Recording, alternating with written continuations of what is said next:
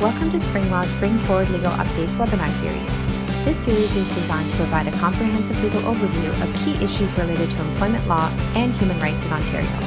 SpringLaw is a virtual employment law firm advising on workplace legal issues for employers, employees, freelancers, and executives from a wide range of industries.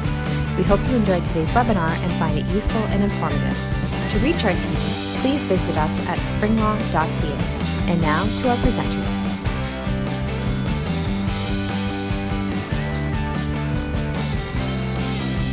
Good morning. Thank you very much for joining us today for our Disability Management Best Practices and Legal Considerations webinar. We appreciate you spending your time with us today. My name is Jeff Adams. I'm here with Jessica Paglia. We'll do some quick introductions before we get into the webinar. Jessica and I work together at SpringLaw. I am a fairly recent call. I've been a lawyer for about 4 years now. Prior to being a lawyer, I was a Paralympic athlete, and I mentioned that to provide some context. I have a spinal cord injury, and I use a wheelchair, and so the issues that surround disability management are of high interest to me on both a personal level and as a lawyer. So that I just wanted the audience to have that context for this presentation. I'm also a new dad, which I mentioned to explain my lack of. I haven't had a haircut in a couple of months, so that's my excuse why. Jessica.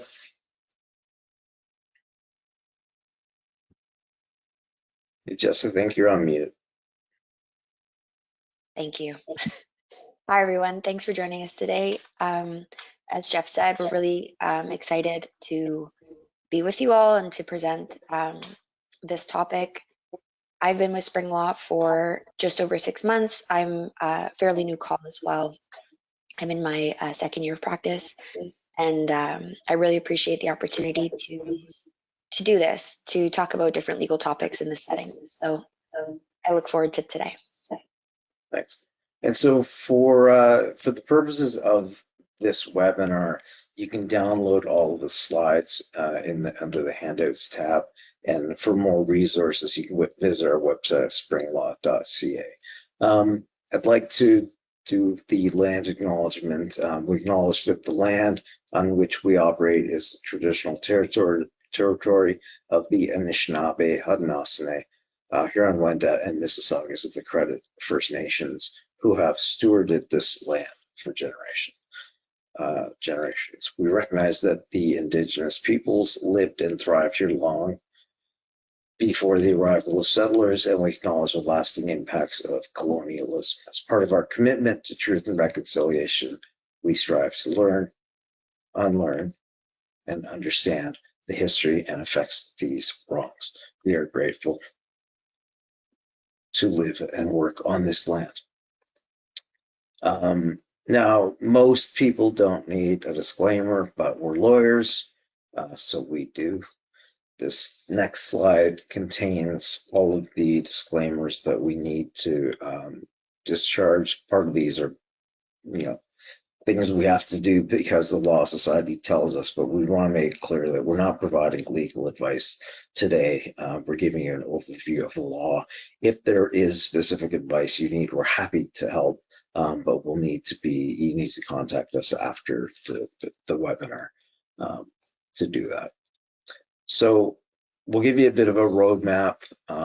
We've done the introduction. We'll talk about the legal framework within which disability issues and management issues happen. We'll talk about human rights and the duty to accommodate, which is such a big element in this area of law. We'll talk both about the obligations and the limits, and we'll touch briefly on WSIB and the benefits that workers receive under that legislative scheme.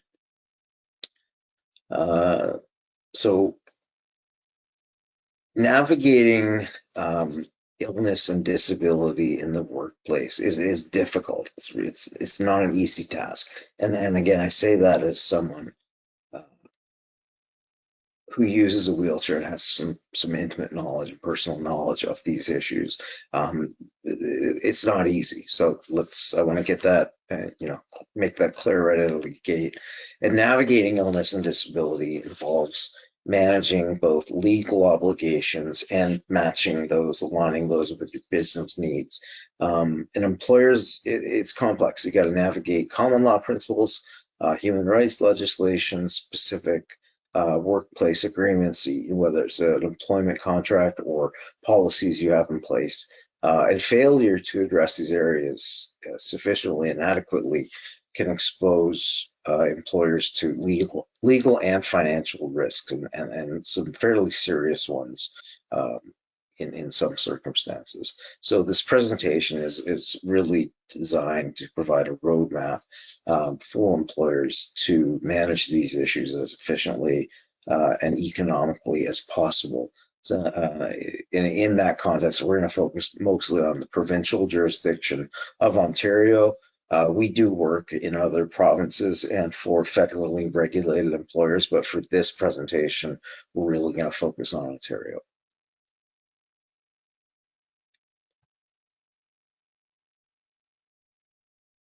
Jess, you're on mute again. Sorry about that. So let's start by looking at the legal framework that employers should be aware of when navigating disability and illness in the workplace. So there are multiple laws and regulations that intersect in this particular area, and these create a complex web of obligations for employers. The Ontario Human Rights Code, which prohibits discrimination in Ontario and requires accommodation for employees with disabilities, also outlines limits to employers' obligations up to the point of undue hardship. So Jeff will be reviewing this concept later on in the presentation. The Employment Standards Act sets out minimum statutory leave entitlements, as well as provides protections for employees, including for illness or injury. Common law obligations are those made in court and establish general principles of fairness, including a duty of good faith in the employment relationship. For your reference, we've included some resource slides at the end of the presentation, which you have access to in the PDF that's being provided. And it'll give you, among other things, a review of an employer's duty of good faith. So finally, WSIB regulations cover workplace injuries and illnesses and include return to work protocols and requirements. Each of these legal areas has its own specific compliance requirement, and they often overlap in these situations. So employers should manage these frameworks very carefully to avoid pitfalls. And this is where a law firm such as SpringLaw can help, because we frequently review policies and practices to ensure compliance, which reduces risks and it saves a lot of time.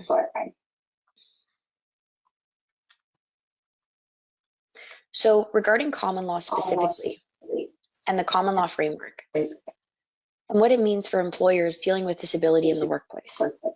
Under common law, employers can terminate employment without cause. But, and this is a big but, there are strict conditions. Termination must be for a valid, non-discriminatory reason, and reasonable notice or pay in lieu of notice must be provided. Terminating an employee with a disability requires very careful consideration to avoid liability. Employers must ensure that the termination is completely unrelated to the disability and that it's grounded in valid, non-discriminatory reasons, such as performance or operational changes. So some considerations that you can have as an employer are that courts often extend notice periods for employees with disabilities because it may take them longer to bridge the gap and to find alternative work. If a disability permanently prevents an employee from performing their job, frustration of contract may apply, but this is a very high bar to meet and it requires clear evidence. And finally, the duty to accommodate. Employers must exhaust all efforts to accommodate before considering termination up to their point of undue hardship. And we'll talk about what that means a bit later in this presentation. So the bottom line is that disability adds complexity to termination decisions. Courts will scrutinize the process closely, so employers need to proceed with caution.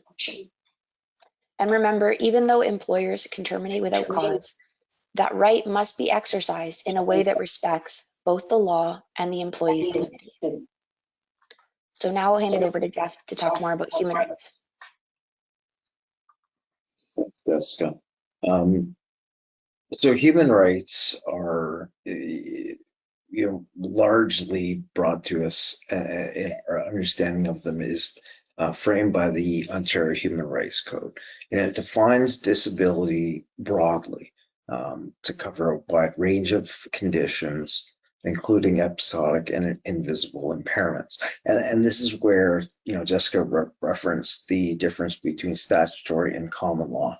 So the human rights statute is law that's been written down and is applied to factual circumstances. The common law is when a dispute arises and it goes before a judge or an adjudicator at a tribunal, and the law, the written law, statutory law, is applied to these facts, and those decisions make up the common law. So they help us interpret the written law. The common law helps us interpret the written law.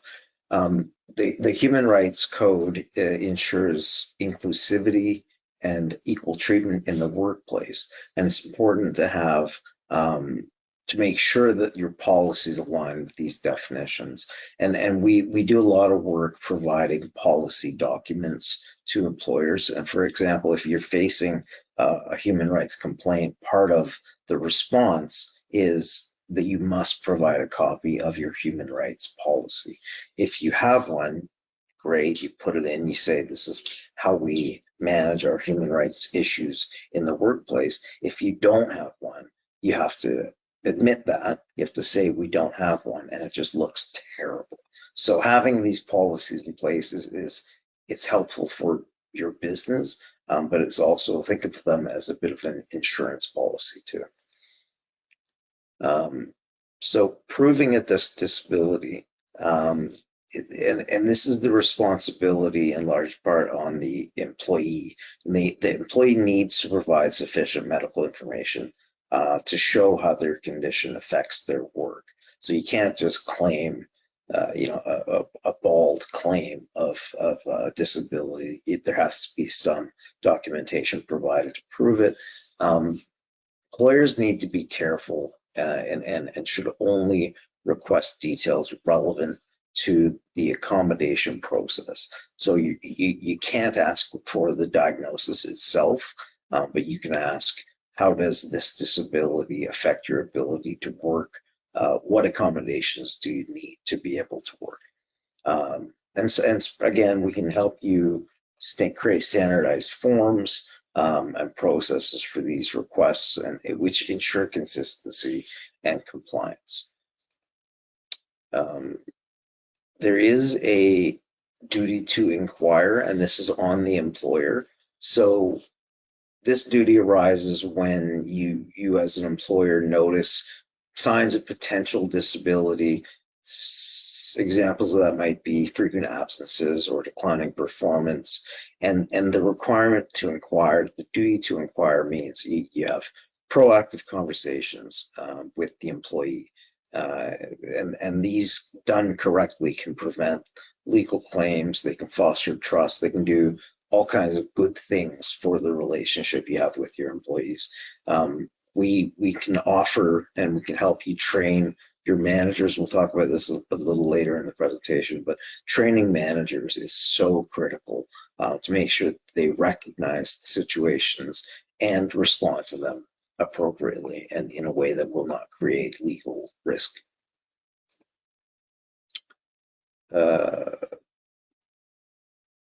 Over to you, Jess. Thanks, Jeff. So I'm just going to adjust the sound. I'm getting a bit of an echo. I'm not hearing it, Jess, if that helps. Okay, I'll just keep going then. So let's dive into obligations for an employer's duty to accommodate. So there's a case, Moore in British Columbia. It's a landmark decision which provides key guidance on how employers across Canada, including here in Ontario, have to fulfill their obligations under the Ontario Human Rights Code. So in short, the duty to accommodate means that employers must take all reasonable and practical steps to avoid negatively impacting employees with disabilities. This applies to all aspects of the employment relationship, from pre-hiring and hiring processes to performance management to return to work planning. And the court and more emphasize these critical points. Number one, accommodation is about equitable access, not about special privileges. It's about removing barriers to allow all employees to fully participate. The second point is that the burden is high. Employers must demonstrate that they've done everything reasonable and practical before claiming undue hardship. And the third point is that undue hardship is a real limit, but it requires evidence, like financial or operational data, to show that further accommodation is truly not feasible in those circumstances. So the takeaway for employers is that fulfilling the duty to accommodate isn't optional, and it's not about doing the bare minimum either. It's about taking meaningful steps to ensure that employees can thrive while balancing the needs of your individual workplace.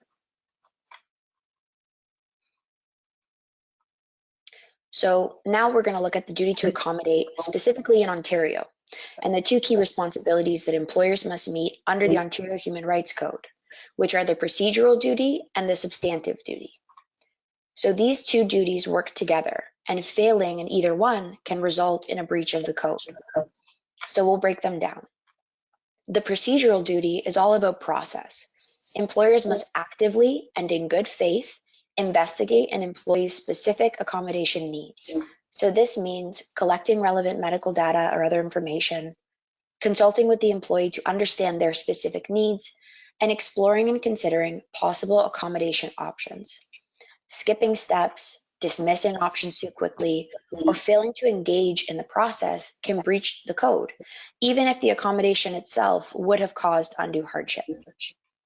And so the second duty is the substantive duty, and this focuses more on the outcome.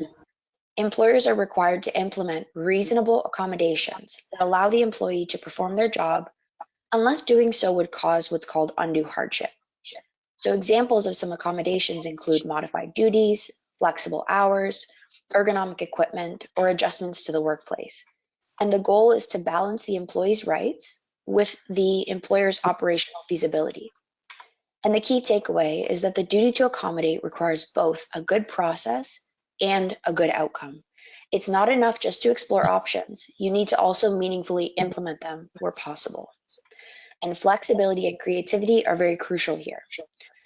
At SpringLaw, often we deal with these scenarios, and we can provide you with tools like an accommodation checklist to ensure that your process is thorough, proactive, and compliant, all while protecting your own individual business.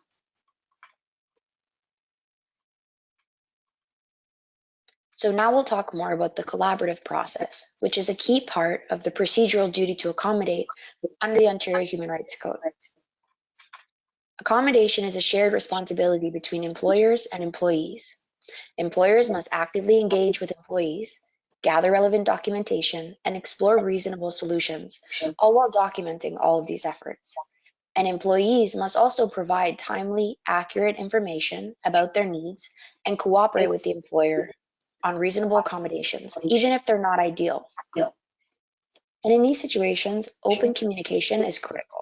It builds trust, it prevents misunderstandings, and it ensures that both sides are aligned in the process.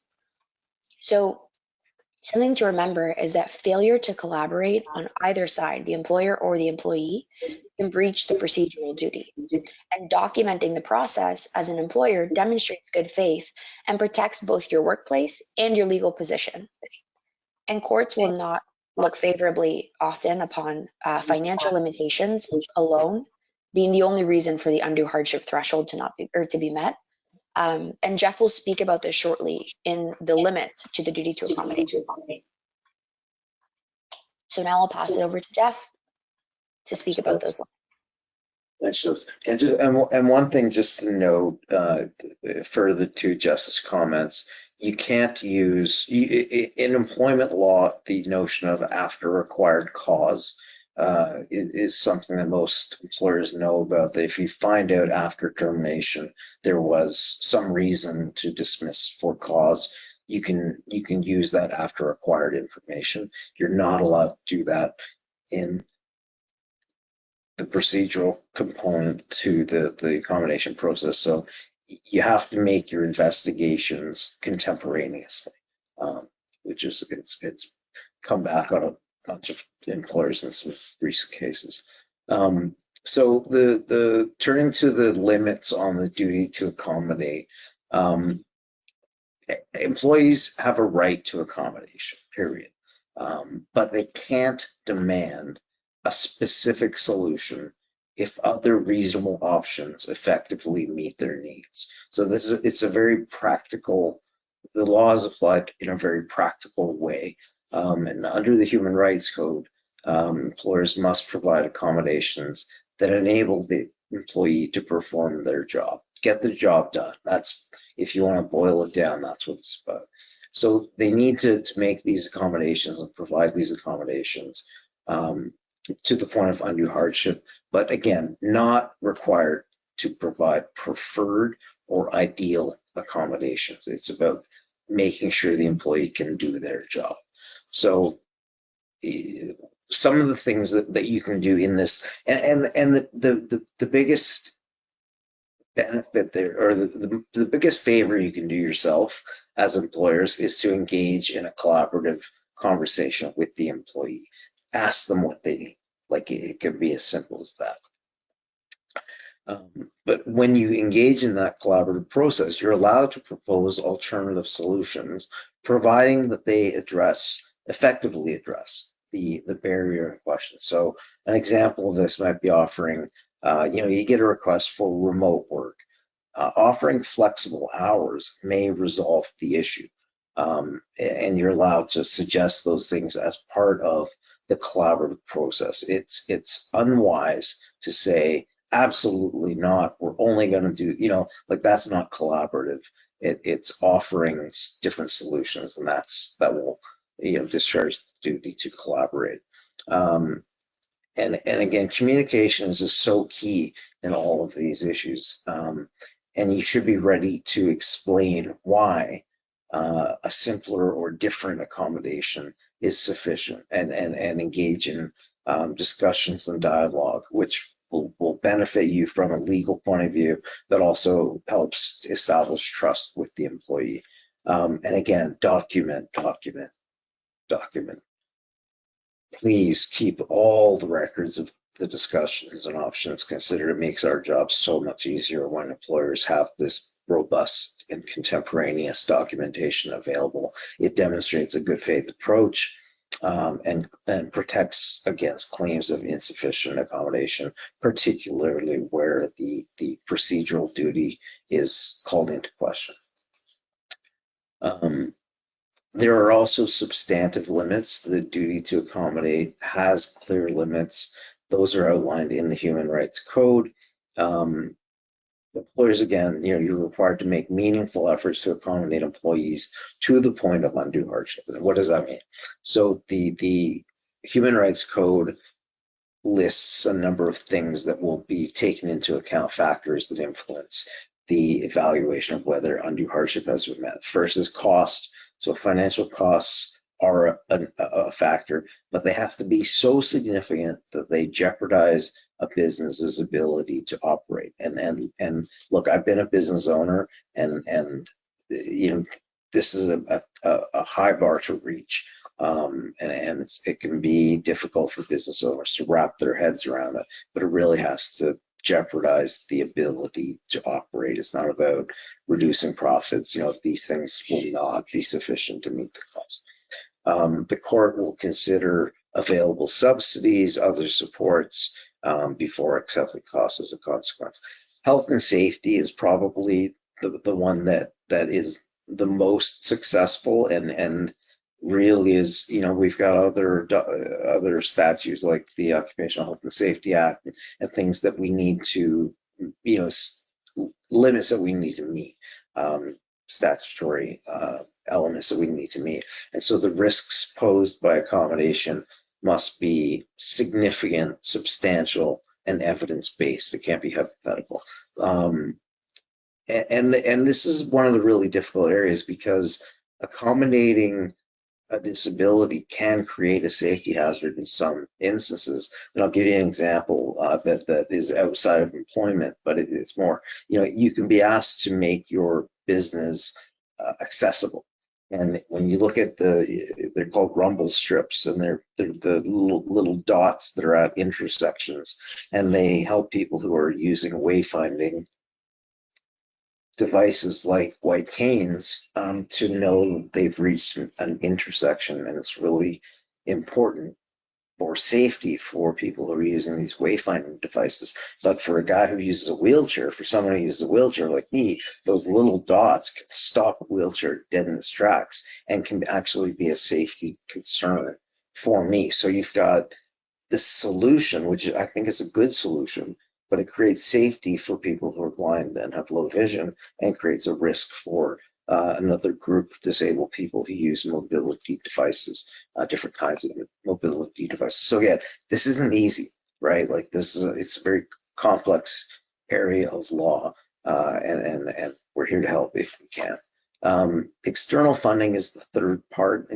Employers are expected to explore funding opportunities, whatever's out there, if they're grants, service clubs, things like that, and those are to mitigate the accommodation expenses. So again, three areas: cost, health and safety, external funding, and you got to document every part of the process. And if you do it correctly and ensure a fair balance between employee rights and operational feasibility, it's you can do it. It's doable. Still not easy though. Lastly, we're going to look at mental health and accommodation. It's a critical part of accommodations under the code.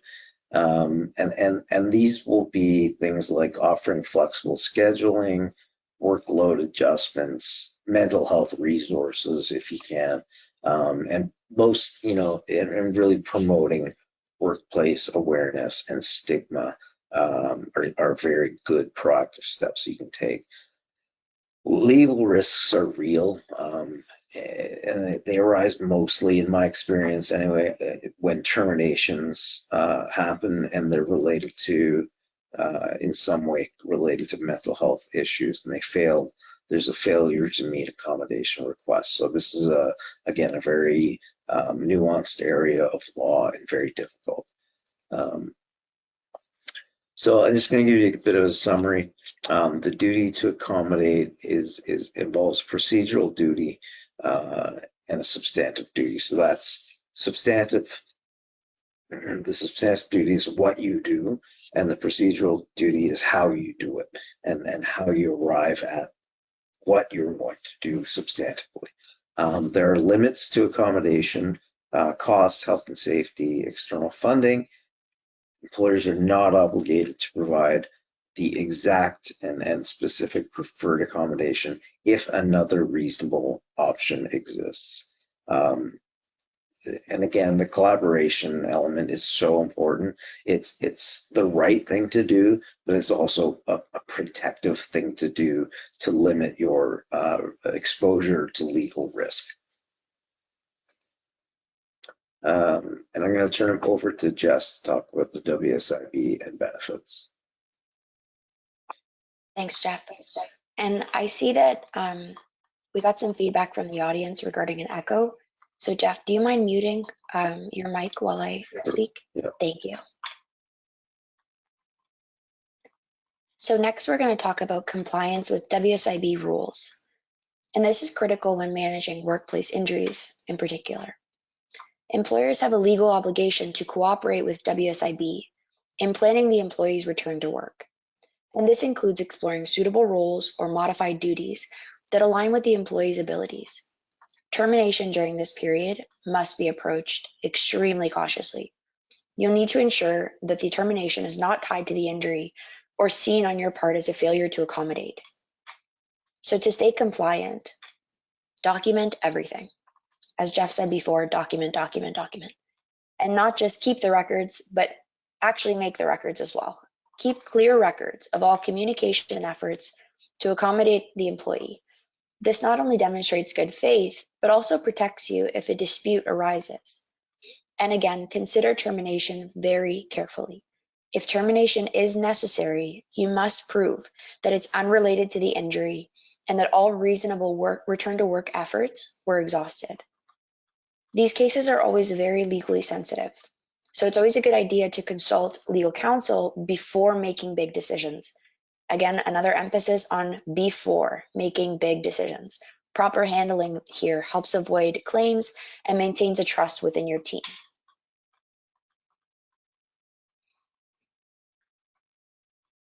So next we'll talk about disability benefits, and these are a very legally sensitive area, and missteps here can lead to serious liability. Employers must carefully manage disability benefits, especially when termination is involved, to avoid long-term consequences. Some key considerations are coverage during leaves. First, you must ensure that disability benefits continue during statutory leaves, such as maternity leave or disability leave, as required by the law. And for non-statutory leaves, if a coverage is going to end, you must communicate this clearly with the employee in advance. Provide them with options to continue coverage at their own expense if that's something that your insurer allows. Also, check your group insurance policies. Some policies require employees to maintain an active status for coverage, or even often we see an hour threshold needs to be maintained for coverage. So be very cautious about prematurely changing the employee's status with your group insurance policy provider to inactive. And then termination and long-term disability benefits are another key consideration. So courts have often held that employers liable for long-term disability benefits, employers are liable, for long-term disability benefits if an employee becomes disabled during the termination notice period. So when terminating employment, avoid cutting off any long-term disability benefits immediately. Instead, consider negotiating a lump sum settlement, potentially to address any long-term disability entitlements. And make sure any notice or pay in lieu of notice covers the period during which the employee could claim any disability benefits as well. And the third consideration is short-term and long-term disability plans. So regarding short-term disability plans, termination during short-term disability leave may stop benefits depending on your insurance policy. So you should ensure the termination is unrelated to the disability to avoid any discrimination claims under the human rights legislation. And again, this is a very high threshold to meet. So we encourage you to speak with legal counsel prior to any decisions and communicate with your insurer to clarify how benefits will be affected during or after termination. And you should communicate with your insurer before making any decisions again. And regarding long-term disability benefits are managed typically by the insurer, and they continue if the disability started during the employment. Not always, but often. However, terminating an employee on long-term disability leave can again lead to legal disputes, especially if it appears in any way discriminatory or poorly handled. So some final notes are to always document all communications and accommodation efforts because it demonstrates a good faith on your part as an employer and protects against any legal disputes in the future. Disability benefits don't automatically prevent frustration of contract, but they are definitely a factor to consider. And given the risks, consult legal counsel and review your insurance policies very carefully before taking any action. So now I'll turn it over to Jeff to talk about some pre-employment considerations and steps. Thanks, Jess.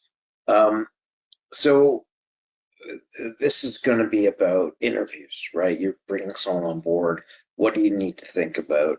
There are some best practices. And again, we have templates, we've got interview templates, we've got scripts that you can use. And it's very, very helpful to have those scripts because you can tell your managers just like don't get off script. And that's where often we get into these difficult legal circumstances, and when issues arise, you're in an interview, it's going really well, and you start just chatting, and then the interviewer makes a well-intentioned but misguided comment or step. So we try to avoid that. It depersonalizes things a little bit, but it's of enormous help to reduce legal risk. So the best practices that we suggest, to avoid discriminatory questions. And I'll give you an example of this. There's a famous case where the interviewer was conducting an interview and the person being interviewed had kids in the background. The interviewer mentioned that they could hear the kids, and that was taken as a reason that they weren't hired. So you got to be really careful. Like it was, I don't think there was any malice behind the question, but you just can't get into these areas. So having standardized interview questions to ensure they're relevant, consistent, and only focused on job qualifications. You develop clear, detailed job descriptions that outline essential duties and required skills, and you train your managers on what is permissible and impermissible under the code. The use of structured scoring systems to evaluate candidates objectively. And this does two things. It reduces the risk of unconscious bias, which is not necessarily legal advice, but a good practice for businesses. And it also provides a level of protection against claims of bias. Again, document.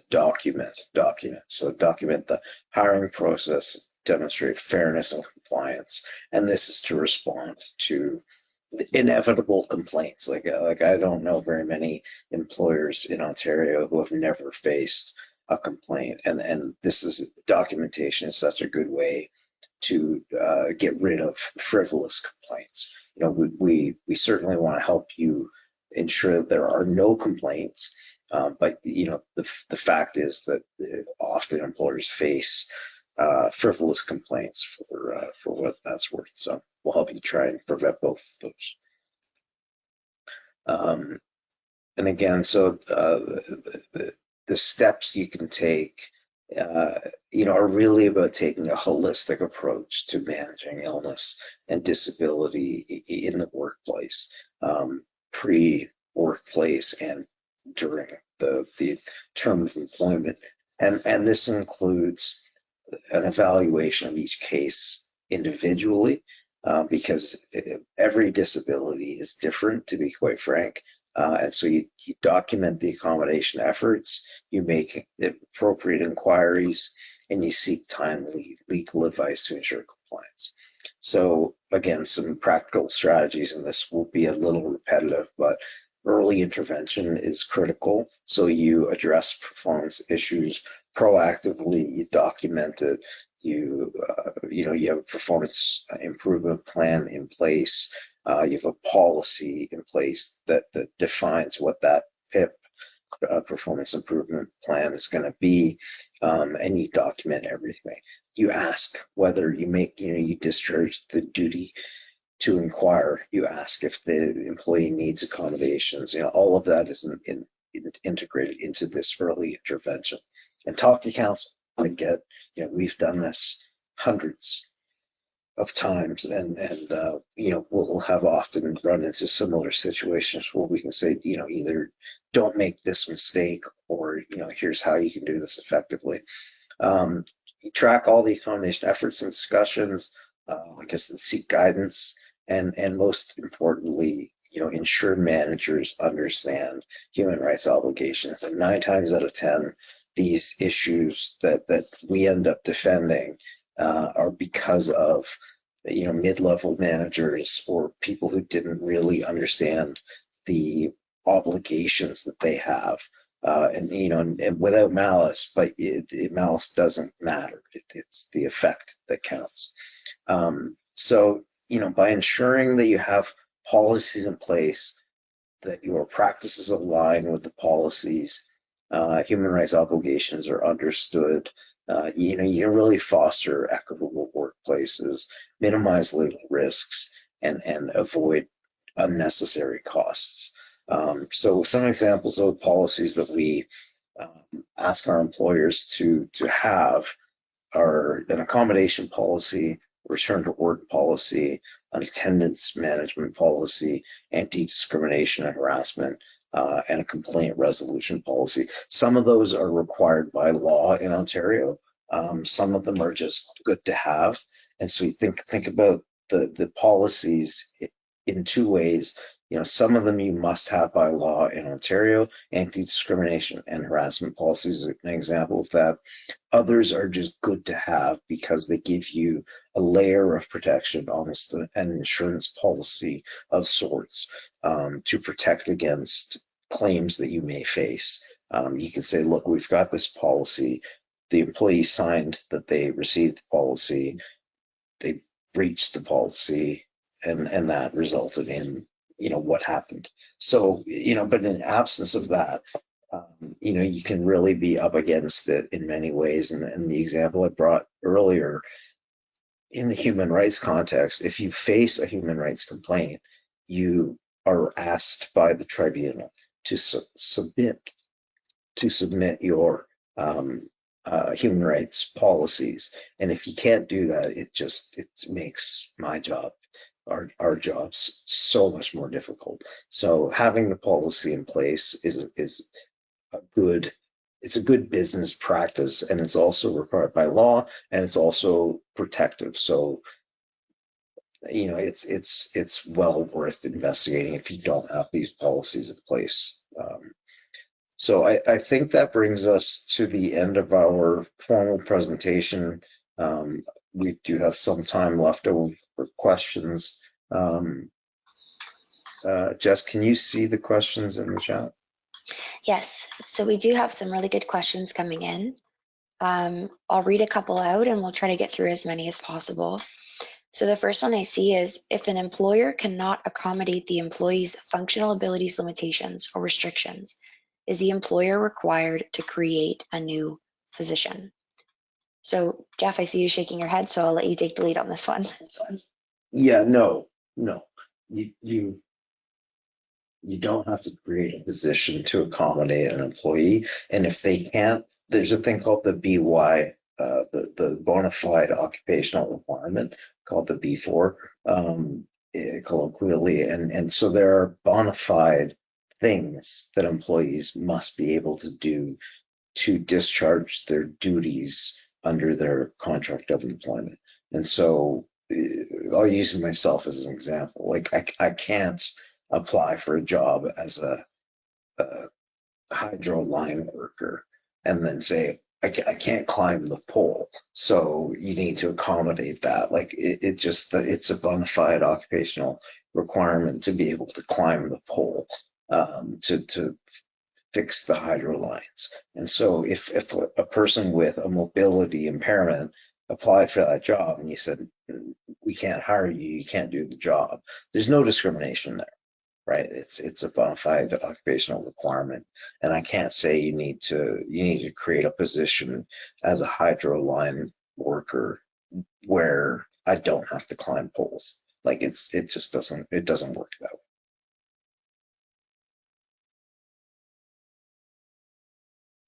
Thanks, Jeff.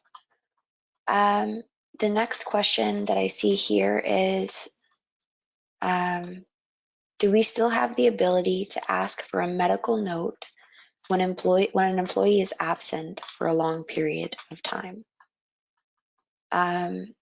So at first instinct, yes, you can ask for a medical note. There are some key considerations and legal boundaries. For instance, past interaction with this employee, if they're under a stat leave or an extended leave that's statutorily protected or not, and just the general relationship and issues surrounding the leave itself. So there are distinct differences between what you can ask for. So if you are asking for a medical note, you're not allowed as an employer to ask for a specific diagnosis, but you can ask for what's called the prognosis. So you can ask for documentation to confirm the illness or the medical condition. You can ask for documentation to further ascertain how long kind of the duration of the absence, how long the employee will be unable to work, if they'll be able to return, and in what capacity they'll be able to return. And this will help you justify your efforts to kind of facilitate this return to work or accommodation, if ever questioned. Any functional limitations or restrictions, and this again would depend heavily on the type of work that you perform. And then if there's any anticipated return to work date, and again, in what capacity. Yeah, so again, as Jeff said prior in the presentation, that it's a very delicate situation to approach. And you really have to be mindful of the methods in which you contact someone on leave, how frequently, the tone with which you comment, with which you kind of communicate with them. So our kind of best practices in approaching this would be to request something in writing. So to kind of make sure every communication is documented in writing. If there's any phone calls, just make good notes of what was discussed, what wasn't discussed, things to discuss next time, things like that. Again, avoid excessive or repeated requests. And then confidentiality is a big one. Keep every any medical document or request for medical documents or any conversation regarding someone's medical information very private, and only share it with those who need to know. And then often we see employers covering the costs if any employee has to pay for a medical note, just to kind of mitigate that just to reduce that barrier of going to get a medical note. Yeah, Jeff, if you have anything to add. No, those are great comments. I really also support that notion of employers paying for the cost of the note. It looks good. It's a way to avoid the notion that we're doing this just to be irritating. And I would encourage employers to think about when and why are you asking for the notes. My practice is that I often help employers write the request, and we explicitly say we're not asking for the diagnosis. Most doctors know the drill, and they won't provide that, but explicitly saying that can help employees. A lot of employees get very upset at the idea that they need to disclose medical records, even when litigation is happening. And so trying to manage that can help reduce legal costs going forward. Again, being nice is never, very rarely hurts in legal matters. And so if you can foster a cooperative and collaborative relationship with the employee, it's not always possible, but if you can, it helps. And so the effort, I always encourage employers to make that effort because it reduces your costs in the long run.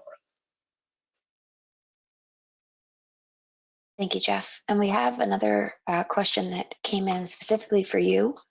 Earlier in the session, Jeff mentioned available training for managers. Can you expand on this, please?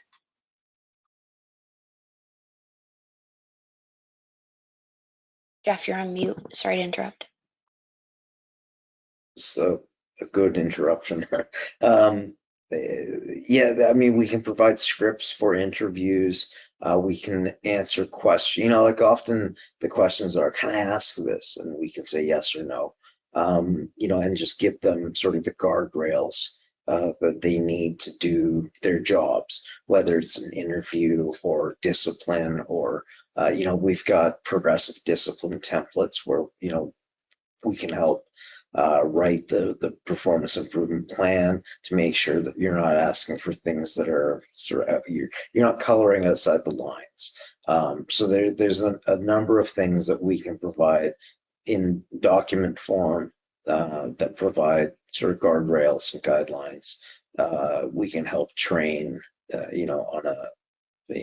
can do sessions with either groups of your employees or individually if they need training to help them understand their legal obligations, limitations, or the limits on, we'll often get employers asking us, what is my duty to accommodate here? And we can definitely help define that. Part of the problem with accessibility and accommodations is that, like I said, they're not easy. Like, this is a very complex area. We've got lawyers on staff like myself who have disabilities, and I think that provides a level of insight into how to craft these accommodations, so we can help with all of those things too. Thanks, Jeff. That was very helpful. And I would also like to add that, and we mentioned it briefly within the presentation, but having good policies and good procedures and things like that are very essential to this process. So we can also help you review your internal policies, external policies as well, in accordance with the AODA and things like that. We can provide templates or specific to your workplace policies, and we can just really help construct things for you so that if ever anything comes up, you actually have a documented process that you can follow and that you can refer to. And so Jess and I have worked together on a number of policy handbooks, and what they do is they capture, there will be a complaint process documented, and it really lays out the structure of how an employee would make a complaint if they're harassed at work.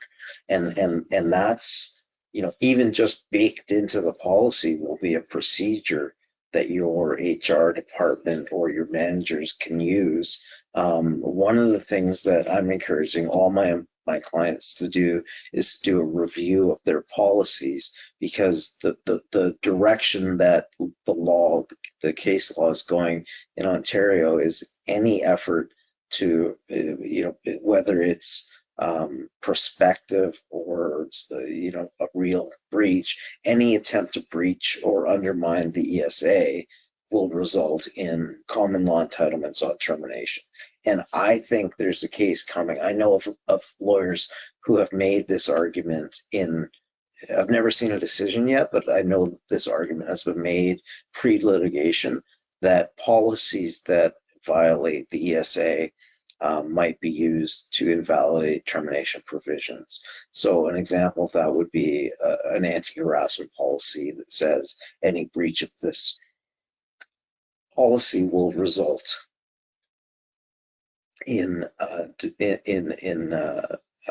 discipline up to and including termination. So that's a breach of the ESA, and I'm certain that there will be an argument made in court that invalidates, this ancillary document that's outside of the employment contract proper will be used to try to invalidate the termination provisions in the employment contract. So I'm encouraging all my clients to review their employment contracts, make sure the termination provisions are valid, and review their policies to make sure that they can't be used to invalidate an employment contract.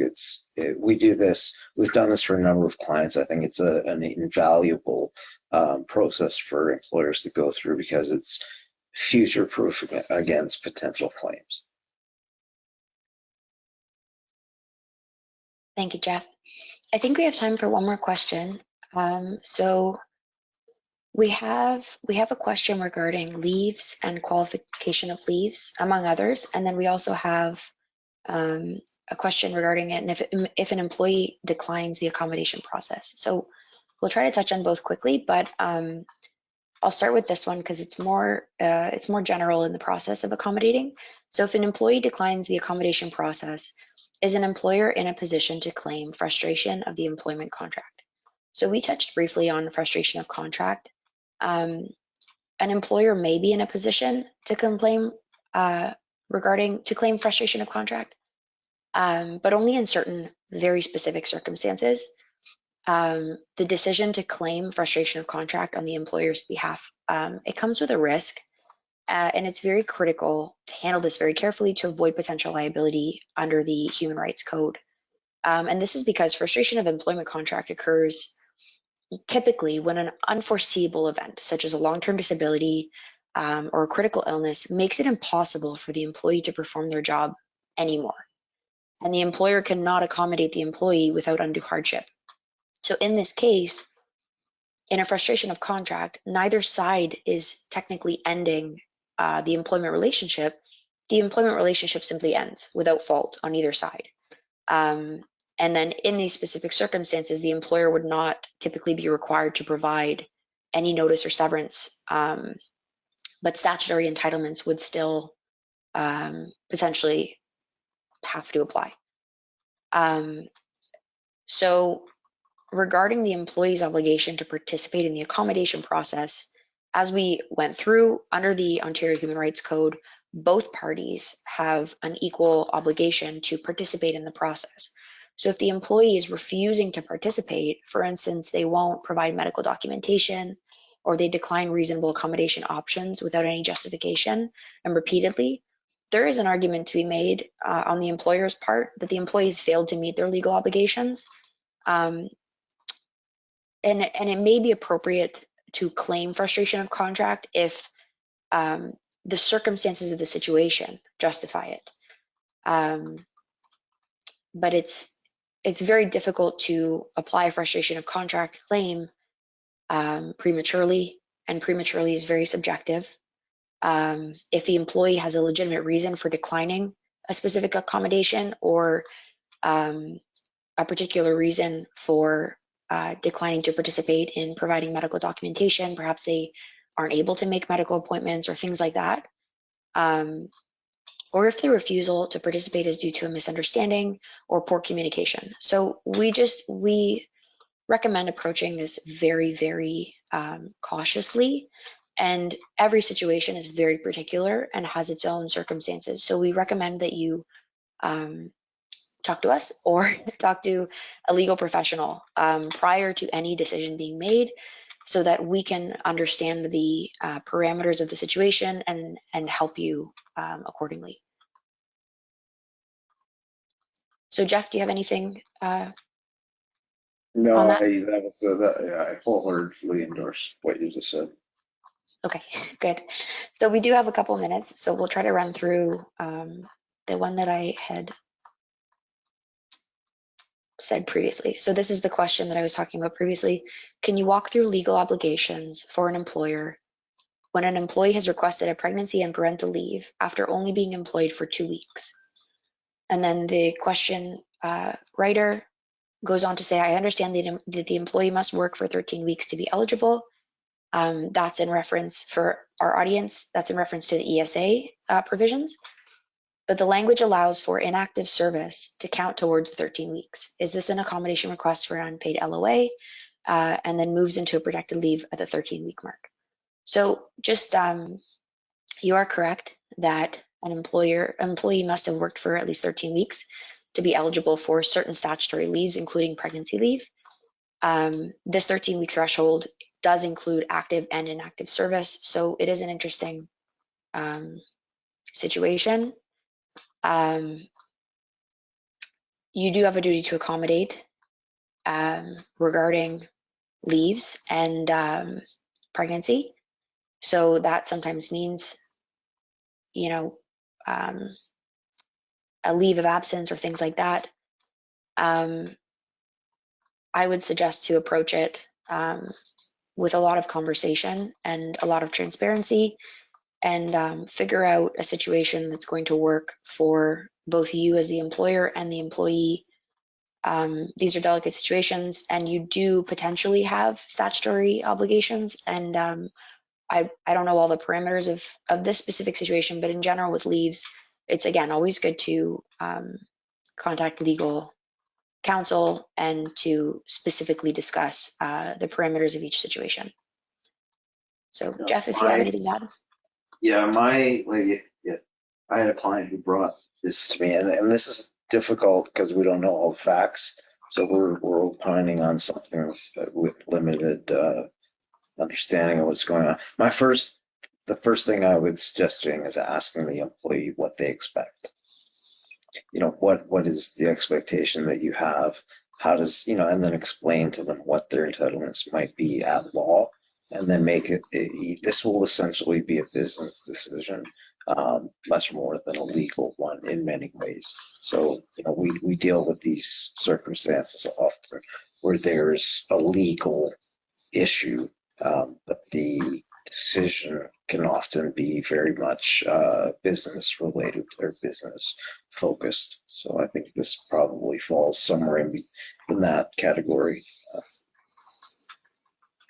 I would agree. And with that very specific and nuanced final question, we will wrap up. Thank you everyone for taking the time to join us today. We hope that this was helpful and that we provided some clarity. And again, if you have any questions regarding the presentation or regarding specific situations or questions of your own, please feel free to reach out to us. Our contact information for the firm is up on the screen. And then Jeff and my information is there as well. So I'll leave it to Jeff as well to give a sign off. Yeah, thank you very much, Jess. This was it was a bunch of fun presenting with you. I apologize to the audience if I was the cause of that echo.